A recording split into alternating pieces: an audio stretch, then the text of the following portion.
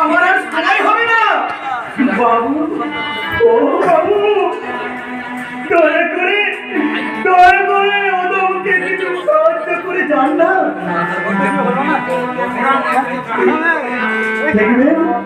দেখবেন এই ছোড়া মানুষকে না সাহায্য করলে আপনাদের কান বিপরে যাবে না বাবু।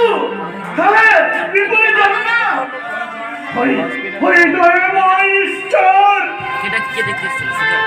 আপনাদের মঙ্গল করবে গো, আপনাদের মঙ্গল করবে।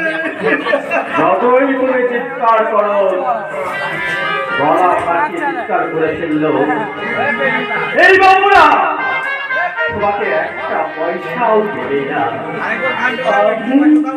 আপনি ঠিক কথাই বলেছেন ভাই।